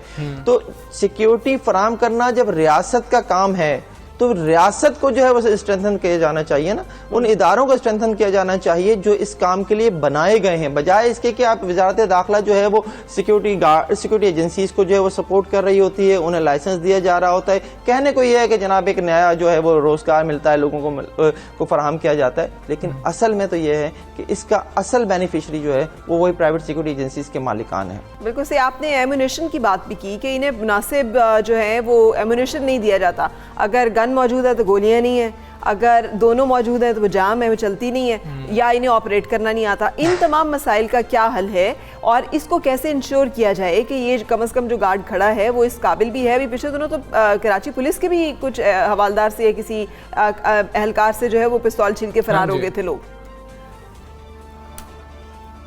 देखिए, जाहिर है जब आपने सिक्योरिटी जैसा अहम फरीजा जो है इनके हवाले किया है तो डेफिनेटली इन्हें ट्रेंड करने की भी बहुत ज़्यादा ज़रूरत है। इनकी ट्रेनिंग जो है वो होनी चाहिए, असले के हवाले से भी होनी चाहिए, लोगों को शनाख्त करने के हवाले से भी होनी चाहिए। उन्हें ये भी तरबियत दी जानी चाहिए कि कौन सा शख्स मशकूक हो सकता है और कौन सा शख्स मशकूक नहीं हो सकता। मैं अगर अपने हवाले से एक वाक़े का जिक्र करूँ, मैं एक दफ़ा गाड़ी में बैठ के बीपर दे रहा था, मेरा गार्ड जो उतर के पीछे खड़ा हो गया, पीछे आके कोई मोटरसाइकिल पर 2 लड़के आके रुके, उसने उन्हें गोली मार दी, एक को, वो जख्मी हो गया। बाद में पता चला कि जनाब तुमने गोली क्यों मारी, तुम्हें क्या मशकूक लगा? सर ये आपके पीछे आके मोटरसाइकिल पे रुके थे और इसने जो है अपनी शलवार में से जो है वो निकालने की कोशिश की थी कुछ, तो मैंने गोली मार दी। भाई उससे पूछा क्या कर रहे थे तुम? उसने कहा सर मेरा फोन बज रहा था, शलवार की जेब में रखा हुआ था, मैं वो निकाल रहा था। तो ये ट्रेनिंग का मयार है। उस शख्स को भुगतना मुझे पड़ा, उसकी सारी जो जख्मी हुआ उसका इलाज मालजा मुझे भुगतना पड़ा, उसकी फैमिली को मुझे देखना पड़ा। तो ये वाली सिचुएशन है। तो ट्रेनिंग बहुत इंपॉर्टेंट है। असलाह चलाना आना चाहिए, बहुत इंपॉर्टेंट है। आपको ये पता होना चाहिए कौन सा शख्स मशकूक हो सकता है, कौन सा शख्स मशकूक नहीं है। आप हर शख्स को मशकूक समझ के अगर उसके ऊपर गोली चलाने लगेंगे, जैसे मेरे वाक़े में हुआ, तो इस शहर में आप सोच सकते हैं कि क्या होगा। तो इसीलिए सिक्योरिटी एजेंसीज जो हैं जिसको हायर करती हैं उसको फौरी तौर पर असला नहीं देती। अगर असला दे देती हैं तो उसमें बुलेट्स नहीं देती, बुलेट्स दे देती हैं तो इस बात पर पाबंदी लगा देती हैं तुमने चलाना नहीं है, और वो फिर चलाता भी नहीं है। बैंक लुट जाता है, पूरा बैंक का सफाया हो जाता है, उसके पास असला मौजूद होता है, वो चलाता नहीं है। जी मुझे तो आगे से मना किया गया था कि मैं असला चलाना नहीं है। तो ये सारी चीज़ें हैं, सिस्टम में बहुत ही ज़्यादा चीज़ें ख़राब हुई हुई हैं। तो इनको बेसिकली बेहतर करने की ज़रूरत है। इदारे आपस में एक दूसरे को इनको थोड़ा सा मिलकर चलना पड़ेगा। एफसा को, प्राइवेट सिक्योरिटी एजेंसीज की जो तंजीम है उनको, और पुलिस को, दीगर इदारों को, तब जाके हो सकता है कुछ चीज़ें बेहतर हों। बिल्कुल, आप कुछ खासे पुरुम्मीद नज़र नहीं आ रहे, आपकी बातों से यही लग रहा है। फेम सिद्दीकी साहब बहुत शुक्रिया आपका। सुबह सवेरे पाकिस्तान आप बात कर रहे थे। सुबह सवेरे पाकिस्तान, सुबह सवेरे पाकिस्तान।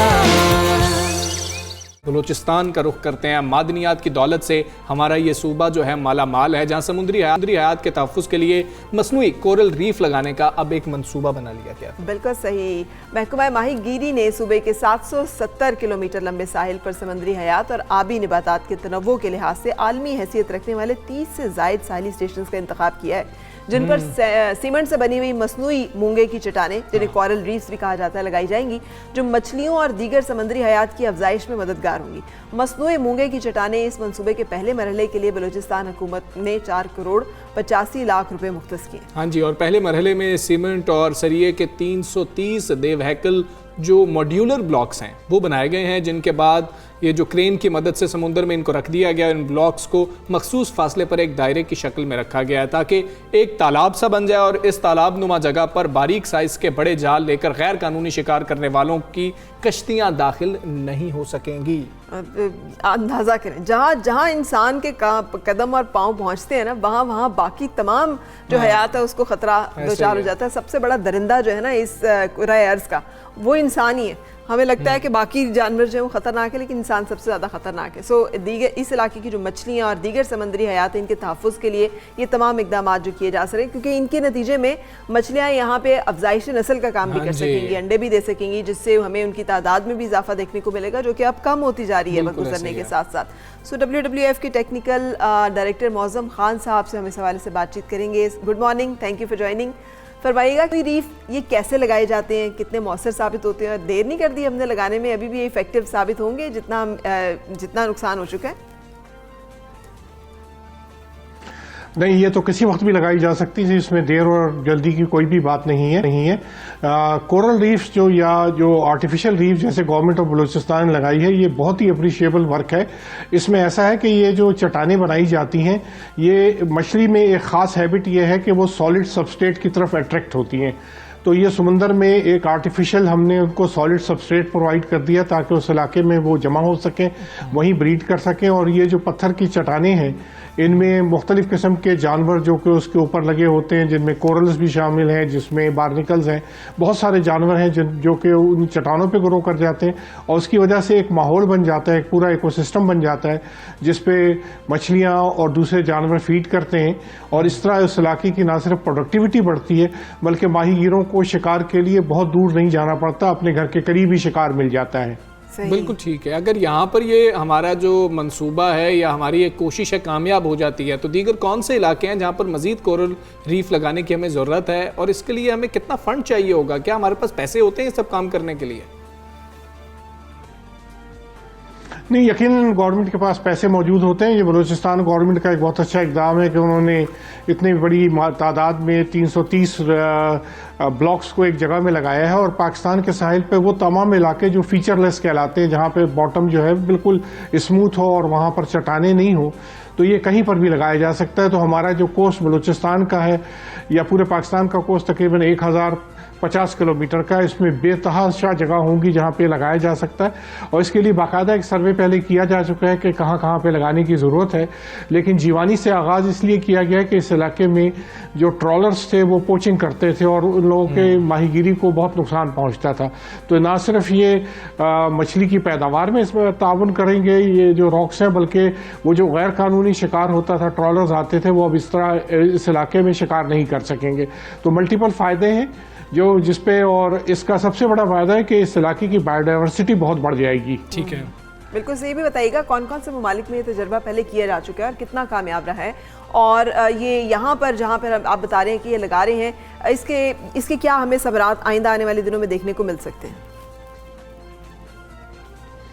ऐसा है कि आर्टिफिशियल रीफ्स जो हैं दुनिया के बहुत सारे ममालिक में लगे हैं। अमेरिका इसमें सबसे लीड करता है, और इवन हमारे पड़ोस में UAE के अंदर कई जगह पे आर्टिफिशियल रीफ्स हैं, ऑस्ट्रेलिया है, फिलीपीन है, इंडिया में भी कुछ जगह पे किया गया है।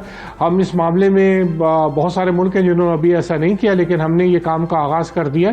इस इलाके में जो ज़रूरत इस चीज़ की, ये ईरान और पाकिस्तान के बॉर्डर के दरमियान एक इलाका है जो अपनी प्रोडक्टिविटी के लिए पहले भी मशहूर था, लेकिन वहाँ के रिसोर्सेज रफ्ता रफ्ता श्रिंक होते जा रहे थे। तो इस रीफ बनाने से वो इलाका न सिर्फ अपनी बायोडाइवर्सिटी को रेस्टोर कर लेगा, बल्कि उसकी प्रोडक्टिविटी बढ़ जाएगी। और इस तरह माहीगीरों को शिकार के लिए बहुत दूर नहीं जाना पड़ेगा, वो अपने घर के साथ ही शिकार कर सकते हैं। ये जीवानी शहर से तकरीबन 10 किलोमीटर के फासले पर है, और इससे पहले ज़्यादातर माहीगीर जो थे तकरीबन कोई 25-30 किलोमीटर खुले समुद्र की तरफ जाके शिकार करते थे।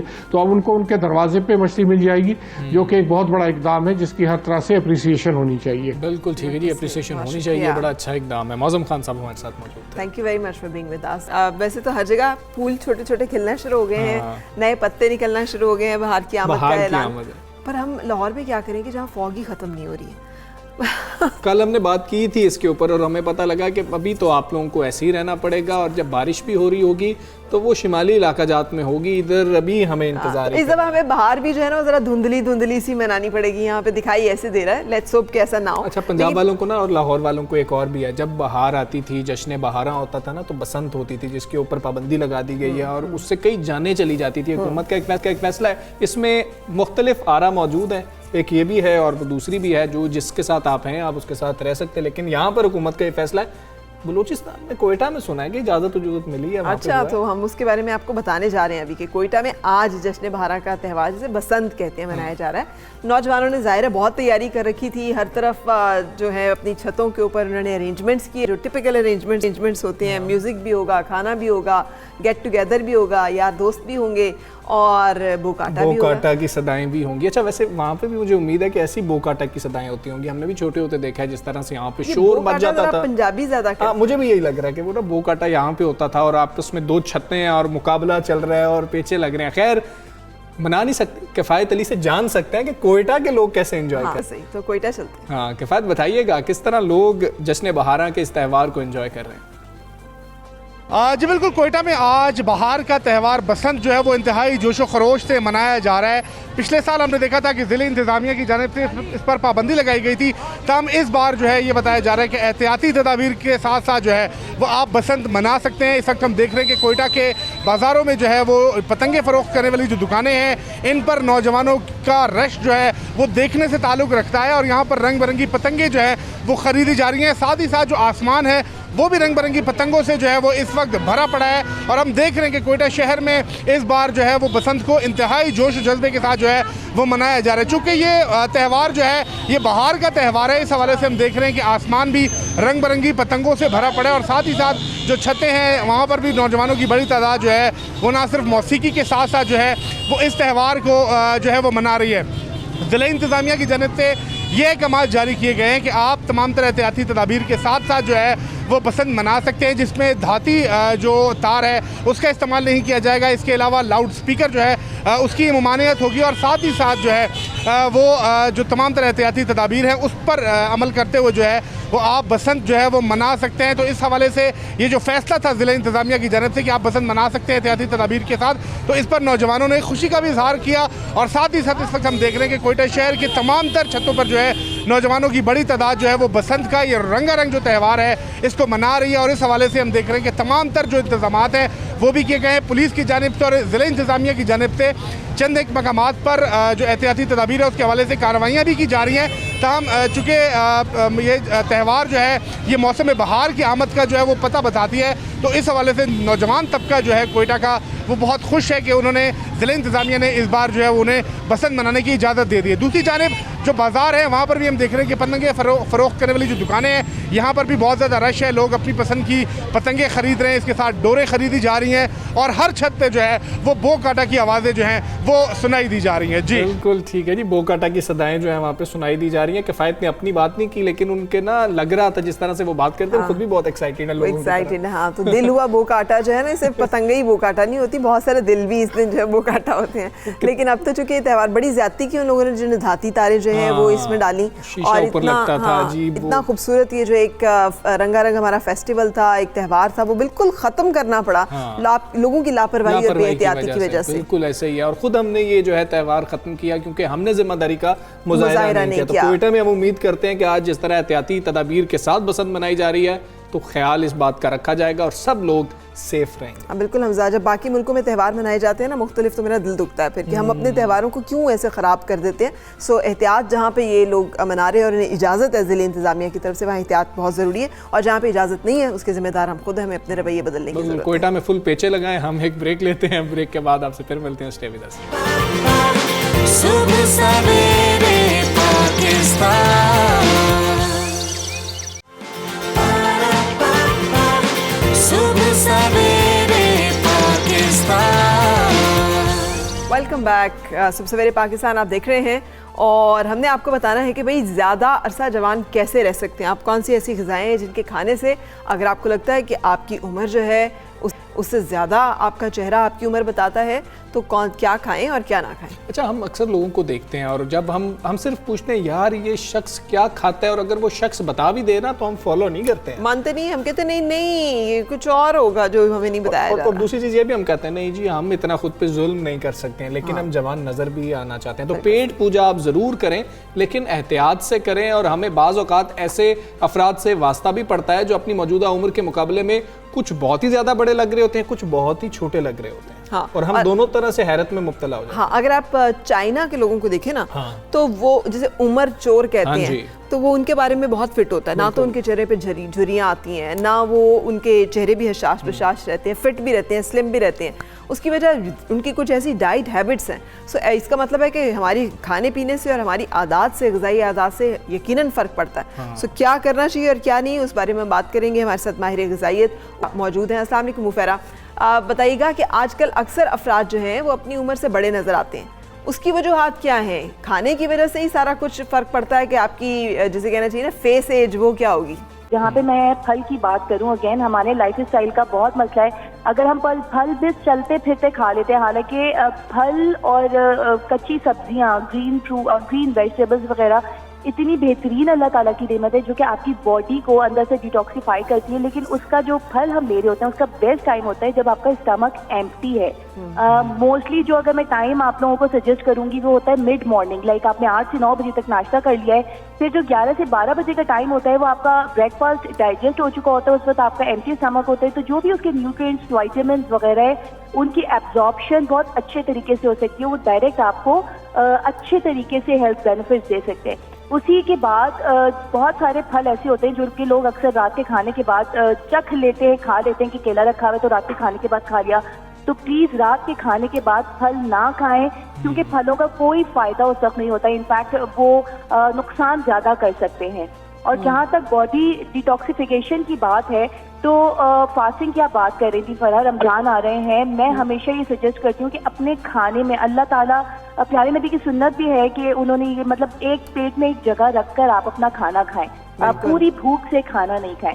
तो वो यही रीजन है कि आप, इसकी मैं एग्जांपल दूंगी कि एक ब्लेंडर है, आपने ब्लेंडर में अगर कुछ ब्लेंड करना है तो आपने अगर पूरा ऊपर तक भर दिया उसको तो वो प्रॉपरली ब्लेंड नहीं होता।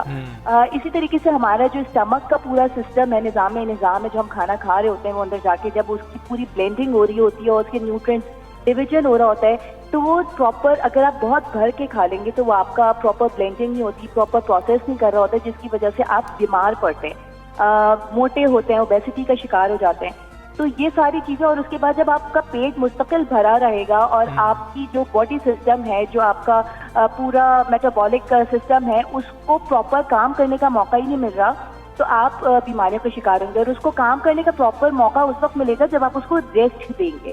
तो आपके खानों के बीच में रेस्ट होना चाहिए, टाइम थोड़ा सा डिफरेंस होना चाहिए। दूसरा ये कि आपने कम खाना चाहिए, लाइक अगर आप एक प्लेट भर के खाते हैं तो आपका पेट भर जाता है तो आप क्वार्टर प्लेट खाएं, आप हाफ प्लेट खाएं, थोड़ा थोड़ा सा खाएं, लेकिन भले से आप लोगों को ये भी शिकायत है जब डाइट प्लान्स हम लेते हैं ना वो इतने मुश्किल होते हैं कि हम तो उनको फॉलो ही नहीं कर सकते। पाकिस्तानियों की रूटीन इस तरह की होती है कि हम कैसे 5 मील्स लें, 4, 6, किस तरह से वो ज़्यादा करें, थोड़ा थोड़ा कैसे खाएं। तो उसके लिए आप क्या बताएंगे कि कितना ज़रूरी है फॉलो करना, कोई अंदर चीट मील भी कर लेना चाहिए, कोई चीट डे भी होना चाहिए? उसके लिए सिर्फ हाथ रोकना पड़ता है थोड़ा सा हाथ रोकना पड़ता है। पर उसके बारे में ये कहूँगी, देखिए it depends upon as a nutritionist, क्योंकि मैं भी डाइट प्लान दे रही होती हूँ, तो ये डिपेंड कर रहा होता है कि आपके कितने केजीज हैं जो कि आपको रिड्यूस करने हैं। अगर एक खातून या एक भाई मेरे पास आते हैं 120 केजी के, तो उनको थोड़ा सा मैंने टफ डाइट प्लान देना है, साथ में उनका एक्सरसाइज रूटीन भी टफ है। शुरू के 3-4 महीने उन्होंने टफ गुजारने, उन्होंने अपने आप को कंट्रोल करना है, क्योंकि उन्होंने बहुत अरसे अपने आप को आउट ऑफ कंट्रोल रखा हुआ था।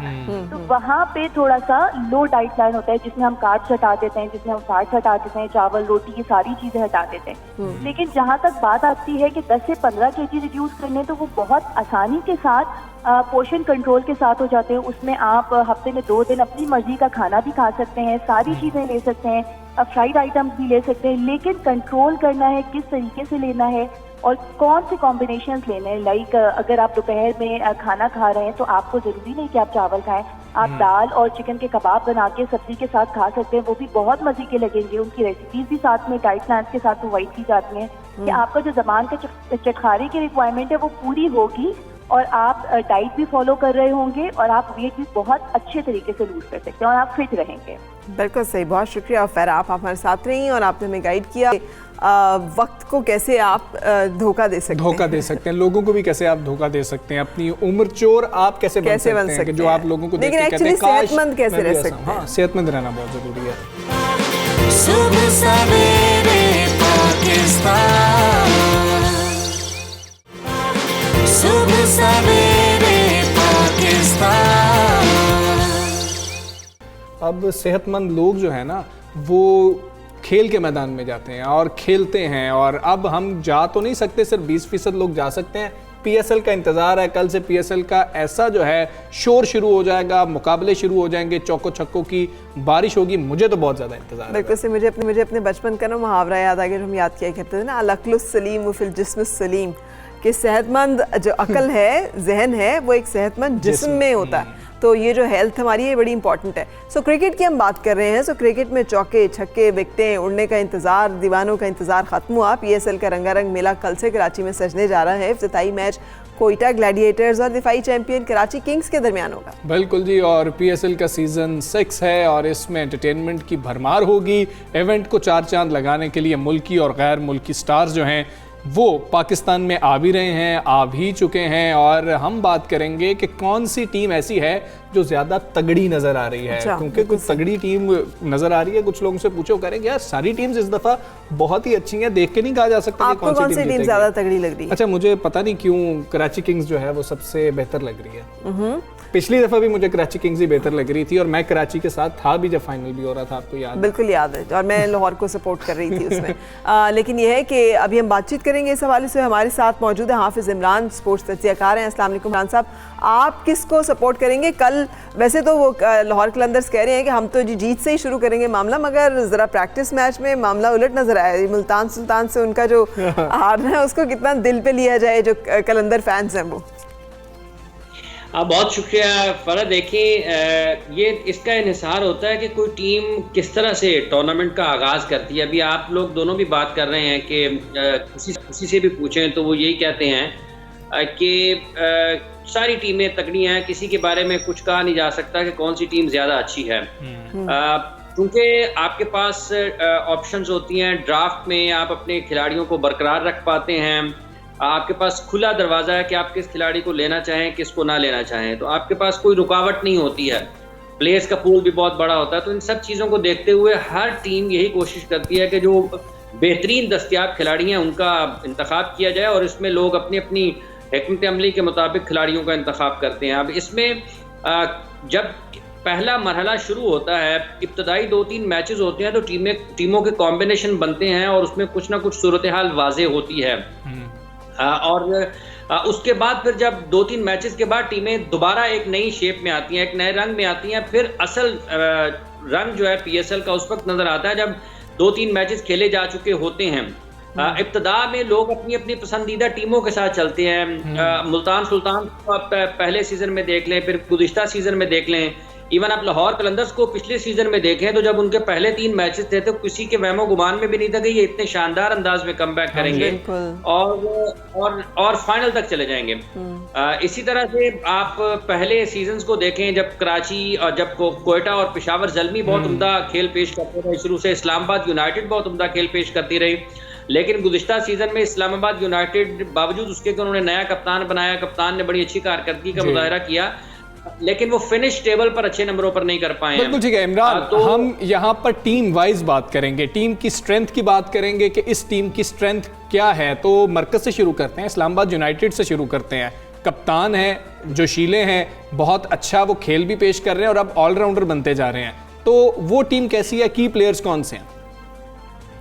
देखिए, फ़हीम अशरफ उनकी तरफ से बहुत ज़्यादा मौसर साबित हो सकते हैं, क्योंकि जिस तरह की क्रिकेट वो हाल ही में खेल रहे हैं, बिलखुसूस बैटिंग के शोबे में वो अपनी टीम के लिए बहुत ज़्यादा काम आ सकते हैं। फिर आपको किसी भी तर्ज की क्रिकेट में मैचेस जीतने के लिए विकेट्स लेना ज़रूरी होता है, और हसन अली उस टीम में गए हैं जी। उससे यकीनी तौर पर उनका कॉम्बिनेशन बेहतर होगा। और उसके साथ साथ आपने जैसे शादाब का जिक्र किया है, शादाब एक अच्छे कप्तान की हैसियत से तो सामने, एक अच्छा कप्तान तो अभी नहीं कहा जा सकता, लेकिन एक नौजवान कप्तान की हैसियत से सामने आए हैं। आपने कहा कि वो ऑलराउंडर बनते जा रहे हैं, यकीनन वो ऑलराउंडर बनते जा रहे हैं। उनके ऊपर बहुत ज़्यादा दबाव इस लिहाज से ज़रूर होगा कि आप देखें कि टीम में, पाकिस्तान की टीम में जो नए स्पिनर्स आए हैं, बिलखुसूस राइट आर्म लेग स्पिनर्स, जिस तरह जाहिद खेले, जिस तरह से उस्मान कादिर खेले, तो इस PSL के ज़रिए शादाब ने अपनी अहमियत को मनवाना है और उन्होंने ये साबित करना है कि अभी भी वो पाकिस्तान के T20 फॉर्मेट में सबसे उम्दा खिलाड़ी हैं। तो इसलिए जो जी जी जी, एक छोटी सी मैं भी जानना चाह रही थी कि आकिफ जो है वो इंजर्ड हैं और उनकी जगह जीशान जो है वो है, तो ये छोटी छोटी जो रिप्लेसमेंट्स हो रही हैं टीम में, इससे भी कोई फ़र्क पड़ेगा? ये इस्लामाबाद यूनाइटेड की बात कर रही हैं। देखो, बिल्कुल फ़र्क इसलिए पड़ेगा कि आकिफ जो थे वो एक अच्छे गेंदबाज की हैसियत से ऊपर आए थे, उनके पास तजर्बा भी था और वो कोई ये नहीं कहा जा सकता कि आपको उसको दूसरे दर्जे के खिलाड़ी कह सकते हैं। आकिफ एक बड़े उभरते हुए नौजवान फास्ट बॉलर थे और उनसे फ़र्क ज़रूर पड़ता है कि आपको एक्सपीरियंस है, आप तजर्बा रखते हैं, आप पहले उस माहौल में खेल चुके हैं, आप फिर होम ग्राउंड में आए हैं, आप उसका फ़ायदा उठा सकते हैं, तो फ़र्क ज़रूर पड़ता है, बिल्कुल फ़र्क पड़ता है। बिल्कुल ठीक है जी। कराची किंग्स की बारी आ गई। कराची किंग्स में हमें बताएं, सबसे पहली तो बहस ये हो रही है कि क्या बाबर को कप्तान होना चाहिए था, क्या इससे फ़र्क पड़ता है या लाहासिल बहस है? और दूसरा, मोहम्मद आमिर पे कितनी नज़रें होंगी, क्या किसी और की भी नज़र होगी या सिर्फ क्राउड की नज़रें होंगी मोहम्मद आमिर पर? 20% क्राउड की नज़र होगी और बाकी 80% उनकी नज़रें होंगी जिनका आप जिक्र कर रहे हैं। उनकी नज़रें लगेंगी या उनकी नज़रों में ये जचेंगे? देखिए, आमिर, दो आपने बात की कि लाहासिल बहस। देखें, इमाद एक तजर्बाकार कप्तान है, एक तजर्बाकार खिलाड़ी हैं और मेरा तो ये ख्याल है कि उनको पाकिस्तान की टीम का भी कप्तान इस फॉर्मेट में ज़रूर होना चाहिए था। जबकि बाबर को बनाया गया, हमें उस पर बात नहीं करनी चाहिए, लेकिन जब आप अपनी फ्रेंचाइज क्रिकेट में जाते हैं तो आप देखें कि पिछले जिस टीम को आप गुज़िश्ता बरस सपोर्ट कर रहे थे और जो टीम आपके कहने के मुताबिक और शेड्यूल के मुताबिक इफ्तिताही मैच भी खेल रही है और वो टीम डिफेंडिंग चैंपियन भी है, हाँ जी। तो डिफेंडिंग चैंपियन को कप्तान कैसे बदला जा सकता है? तो उन्होंने अपने कप्तान को बरकरार रखा है और ये अब फ्रेंचाइज क्रिकेट के अपने तकाजे होते हैं, पाकिस्तान की टीम के अपने तकाजे होते हैं। अब कराची किंग्स ये नहीं कह सकता कि चूंकि अमाद हमारा कप्तान है और वो फातेह कप्तान है, पाकिस्तान का कप्तान भी उसको बनाएं, इसलिए। और दूसरी बात, ये दोनों बड़े अच्छे दोस्त हैं, इमाद वसीम और बाबर दोनों बड़े अच्छे दोस्त हैं। एक ही रीजन से ये क्रिकेट खेलते रहे हैं पाकिस्तान टीम में आने से पहले, और इमाद की इनके साथ अच्छी दोस्ती है। इसलिए अब इस फ्रेंचाइज क्रिकेट के तकाज़ों को देखते हुए बाबर के हवाले से ये इस पर बात करना ज़्यादा मुनासिब नहीं है कि उसको होना चाहिए था या नहीं होना चाहिए था। लेकिन दें कि वो एक न्याम में दो तलवारें वाला मामला तो नहीं हो जाएगा, क्योंकि वो ऑल 5 फॉर्मेट्स में टॉप 5 में है, ऑल फॉर्मेट्स में बाबर आजम जो है फॉर्म तो उनकी बहुत ज़बरदस्त है। नहीं, मेरा नहीं ख्याल कि एक न्याम में दो तलवारें हैं। वो दोनों बड़े अच्छे दोस्त हैं, दोनों बड़े अच्छे दोस्त हैं, उनके माबैन अच्छे ताल्लुकात भी हैं, वो इसका फ़र्क नहीं पड़ेगा। एक बात। दूसरी बात यह है कि जो आपने जिक्र किया कि खिलाड़ियों के हवाले से, देखें, मोहम्मद आमिर पाकिस्तान के हवाले से इस सुपर लीग में, चूंकि आपने देखा कि उनके माजी करीब में जिस किस्म के तनाज़ात या जिस किस्म के बयानात का तबादला हुआ है, उनके ऊपर बहुत ज़्यादा बोझ होगा तवक्कुआत का कि वो अच्छा खेल पेश करें और जो वो कह रहे थे उसको खेल के मैदान में साबित करें। जहाँ तक ताल्लुक इनका है कराची किंग्स का, देखें, बाबर आजम जिस टीम में होंगे उसके बाद वो बहुत ज़्यादा टीम उनके गिर्द घूमेगी। और बाबर की जो अभी फॉर्म चल रही है वो कोई बहुत ज़्यादा शानदार नहीं है। शानदार से मुराद ये भी है कि लोग उनसे तवक्को ये करते हैं कि वो तकरीबन हर मैच में अच्छे रन करेंगे, जो कि हर वक्त हर खिलाड़ी के लिए मुमकिन नहीं होता। गो कि आखिरी मैच में उन्होंने जनूबी अफ्रीका के खिलाफ रन किए, लेकिन इससे पहले टेस्ट सीरीज की 4 इनिंग्स और ये वाले जो 2। इमरान, हमारे पास वक्त बिल्कुल खत्म है, लेकिन कल की टीम का अगर जिक्र ना किया जाए, कोयटा ग्लैडिएटर्स का जिसके साथ मैच है, तो वो पता ही नहीं लगेगा कराची और कोयटा में से कौन बेहतर है। कोयटा में हमें बता दें कौन बेहतर है, आपके ख्याल में फेवरेट कौन है कल के मैच के लिए? देखें, कोयटा को थोड़ा एज जरूर होगा। कोयटा के पास जो कप्तान है, एक तो वो लकी कैप्टन है, दूसरा वो बहुत बेहतर अंदाज में अपने वसाइल का, जो उनके दस्तयाब वसाइल होते हैं, उनका इस्तेमाल करते हैं। और आजम खान के लिए ये वाली PSL एक टर्निंग पॉइंट साबित हो सकती है। बिल्कुल ठीक है जी, बहुत शुक्रिया। हाफिज इमरान हमारे साथ मौजूद थे, एनालिस्ट कल के मैच के लिए कोयटा उनके लिए फेवरेट। हालांकि वहाँ पे भी एक रिप्लेसमेंट है, हसन खान आ रहे हैं, महल डेल नहीं आ रहे उसकी जगह पे, लेकिन ये तमाम चीज़ें प्लेयर्स आते हैं और जाते रहते हैं। We look forward to have great matches and let the जिसे कहते हैं बेस्ट टीम शैल विन। हाँ जी बिल्कुल, लेकिन सबसे अच्छे हों वो जीते। क्रिकेट नहीं, हमारे फुटबॉल ग्राउंड जो है, हमारे हॉकी ग्राउंड जो है बिल्कुल वीरान पड़े हैं। मुल्तान में भी एक ऐसी ही सूरत हाल है कि वो जी ग्राउंड का ऐलान किया गया, ग्राउंड ताखीर का शिकार हो गया, बन ही नहीं रहा फुटबॉल ग्राउंड है। ज़हीर अब्बास मुल्तान में मौजूद है, बिल्कुल सही, उनसे जानते हैं। जी ज़हीर बताइए क्या वजूहात हैं? जी बिल्कुल, फुटबॉल को दुनिया का मकबूल तरीन खेल समझा जाता है। मुल्तान में भी इस खेल को फ़रोग देने के लिए फुटबॉल ग्राउंड का जो मंसूबा है 2017 में शुरू हुआ था, लेकिन 4 साल का अरसा गुजरने के बावजूद ये फुटबॉल का जो मंसूबा है ग्राउंड का वो अभी मुकम्मल नहीं हुआ। इस मंसूबे पर मजमूई तौर पर जो लागत आनी थी वो 7 करोड़ रुपए की लागत आनी थी, मगर फंड जो जारी किए गए इन 4 सालों में वो सिर्फ 4 करोड़ के फंड जारी किए गए, जिसकी वजह से फुटबॉल ग्राउंड का मंसूबा जो है अभी भी अधूरा है, जिसकी वजह से खेलों की सरगर्मियां यहाँ पर मुअत्तल हैं। इस हवाले से जब हमारी नौजवानों से बात हुई तो उनका कहना था कि ये किडी जमंदा फुटबॉल ग्राउंड जो है इस इलाके का वाहिद ग्राउंड है जहाँ पर खेलों की सरगर्मियां होती थी, मगर इस क्रिकेट स्टेडियम को, इस क्रिकेट के ग्राउंड को फुटबॉल ग्राउंड में तब्दील करने का मनसूबा बनाया गया था, लेकिन ये मनसूबा ताहाल मुकम्मल नहीं हुआ, जिसकी वजह से वो खेलों की सरगर्मियों से महरूम है। खिलाड़ियों ने यही मुतालबा किया, नौजवानों ने यही मुतालबा किया है कि फुटबॉल ग्राउंड को जल्द मुकम्मल किया जाए ताकि यहाँ पर खेलों की सरगर्मियाँ जो हैं वो बहाल हो सके। दूसरी जानब जब स्पोर्ट्स ऑफिसर से हमने बात की तो स्पोर्ट्स अफसरान का यही कहना है कि फ़ंड की कमी की वजह से ये मनसूबा जो है वो ताख़ीर का शिकार हो रहा है। अगले माली साल में मज़ीद फ़ंड आएंगे तो इस मनसूबे को मुकम्मल किया जाएगा। जी बिल्कुल ज़हीर, बहुत शुक्रिया आपका। ये एक फ़र्क है जो तमाम, अगर आप बाकी जो स्पोर्ट्स खेलने वाले हमारे खिलाड़ी हैं, हमारे हीरोज़ हैं, उनसे बात करें तो वो यही कहते हैं कि सिर्फ क्रिकेट को फ़रोग दिया जा रहा है। बाकी सही कहते हैं, सही कहते हैं। को पैमाओं को देख लें, हमने शुरू वहाँ से किया था कि हमें कितने ऐसे लोग नजर आते हैं जिनको हम जानते हैं। अली सत्तारा का नाम हमने अब जाना है जब हमारे दरमियान मौजूद नहीं है, लेकिन आज जुमातुल मुबारक का दिन है और हम आपसे इजाज़त चाहेंगे अभी कुछ देर में। तो उससे जाते जाते बस छोटी सी बात यह है कि सेहत की आज बहुत ज़्यादा बात हुई। जहाँ हम अपनी जिस्मानी सेहत का ख्याल रखते हैं, वहाँ जज्बाती सेहत का भी ख्याल रखें, दिमागी सेहत का ख्याल रखें और रूहानी सेहत का बहुत ज़्यादा ख्याल रखें। अगर हम हसद कर रहे हैं, झूठ बोल रहे हैं, चुगली कर रहे हैं, अमानत में ख़यानत कर रहे हैं, तो यकीनी तौर पर हमारे अंदर ऐसी बीमारियां मौजूद हैं जो अल्टीमेटली हमें इफेक्ट, ये बीमारियां भी हमें सोने नहीं दे रही होती हैं, क्योंकि हम लोगों के बारे में सोचते रहते हैं कि फलाना इतना कामयाब क्यों हो गया, मेरे से आगे क्यों निकल गया, उसको मैं कैसे नीचे कर सकता हूँ। तो ये सोचें, अपने दिमाग से निकालें और अपना अच्छा सा वीकेंड मनाएं। अच्छा सा वीकेंड मनाएंगे आप इस पॉजिटिव सोच के साथ तो अगला हफ्ता भी बहुत अच्छा रहेगा। बिल्कुल, तो look forward to see you इंशाल्लाह next week. Have happy weekend. इजाजत चाहेंगे हम दोनों। अल्लाह हाफिज़। सुबह सवेरे पाकिस्तान।